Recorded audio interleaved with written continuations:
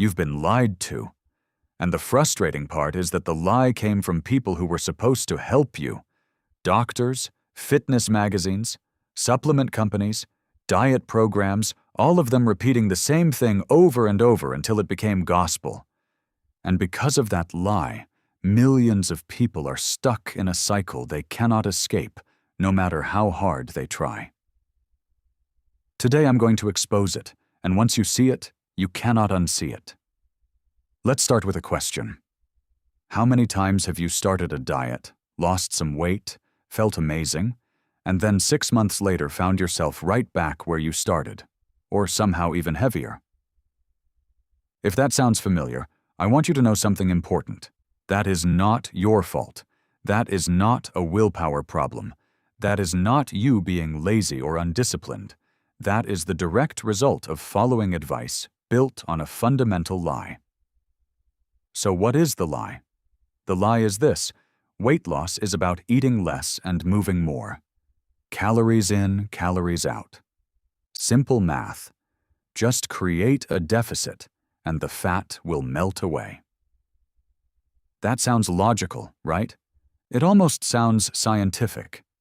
And that is exactly why it has survived for so long. Because it sounds true. But here is what the research actually shows, and this is where things get really interesting. Your body is not a calculator. It is not a simple machine where you input fewer calories and automatically get a slimmer body. Your body is a living, breathing, constantly adapting biological system. And when you cut your calories, your body does not just sit there and let you burn fat peacefully. It fights back. Hard. Here is what actually happens when you drastically reduce your food intake. Your metabolism slows down. Not slightly, significantly.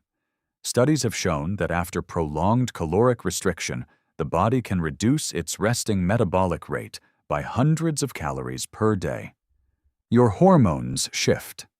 Leptin, the hormone that signals fullness, drops. Ghrelin, the hunger hormone, spikes. You become physically hungrier, not just mentally. Your body temperature drops. Your energy drops. Your brain starts prioritizing finding food above almost everything else. This is called metabolic adaptation, and it is one of the most well-documented phenomena in obesity research. Yet almost nobody talks about it when they hand you that 1,200-calorie meal plan. But wait, because it gets worse. The regain after dieting is not just the weight you lost coming back. Research following contestants from a famous weight loss television program found that years later, most had regained significant amounts of weight, and their metabolisms were still suppressed. Their bodies were still fighting to get the weight back long after the diet had ended. This is not a motivational failure. This is biology. Now here is where the real psychological damage happens. You follow the calories in, calories out model. You suffer through weeks of restriction. You lose some weight. Your body adapts. You plateau. You get frustrated. You eat a little more because you are exhausted and starving. The weight comes back. And now you believe you are the problem. You were not disciplined enough. You did not want it badly enough. And so you try again. This time harder. This time suffering more. And the cycle repeats. The diet industry makes billions off this cycle because every time you fail, you go back and buy another program, another supplement, another meal plan. The failure is built into the business model.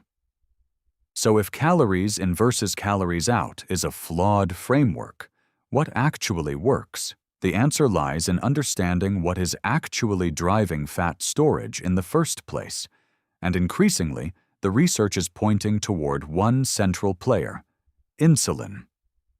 When you eat, especially when you eat refined carbohydrates and sugar, your blood sugar rises. your pancreas releases insulin to bring it back down. Insulin's job is to shuttle that energy into your cells.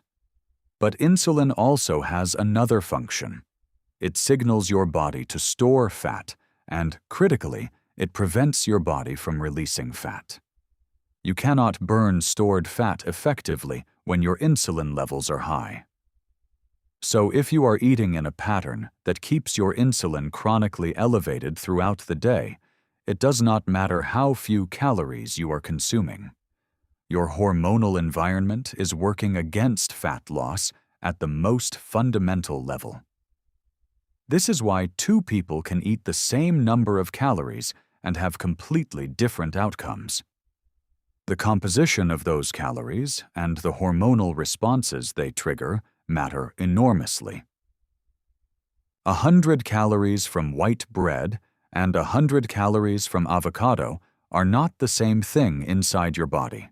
They produce different hormonal responses, different hunger signals, and different metabolic effects.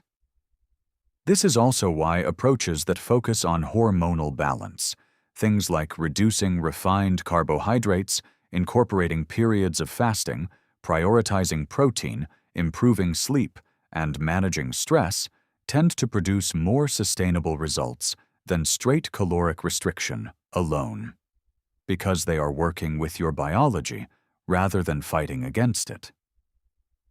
Now, I want to be clear about something. This is not me saying calories are completely irrelevant. They are not. But calories are downstream of hormones.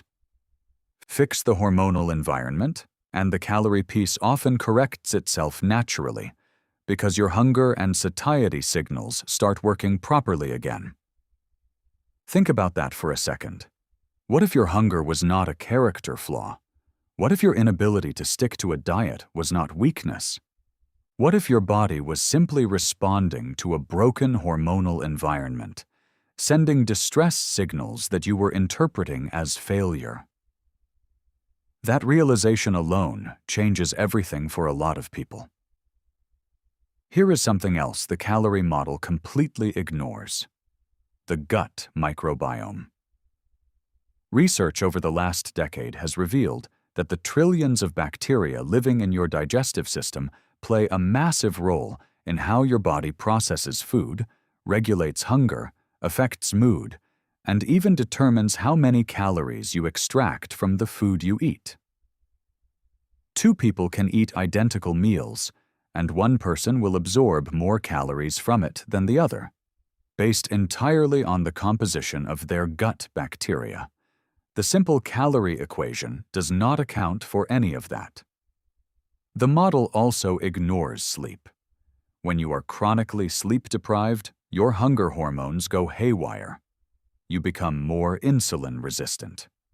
Your cravings for high-calorie, high-sugar foods intensify. You can do everything else right, and poor sleep alone will undermine your results significantly.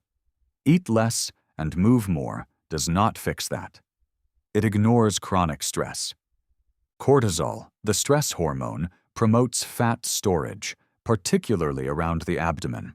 It contributes to insulin resistance. It drives emotional eating. Just telling someone to eat fewer calories does nothing to address the stress-driven hormonal chaos happening underneath. And it ignores the psychological component. Severe restriction creates an obsessive relationship with food. It increases the risk of binging. It damages your relationship with eating in ways that can take years to repair. So the next time someone tells you to just eat less and move more, you will know exactly what that advice is missing. It is not that exercise and nutrition do not matter. They absolutely do. It is that the oversimplified calorie math framework ignores the complex biological reality of the human body, sets people up to fail, and then blames the individual for that failure. The truth is messier and more nuanced, but it is also far more hopeful, because if the problem was never your willpower, if the problem was a fundamentally flawed model, then there is actually something you can do differently, something that works with your body instead of against it. You were not broken. You were given the wrong map.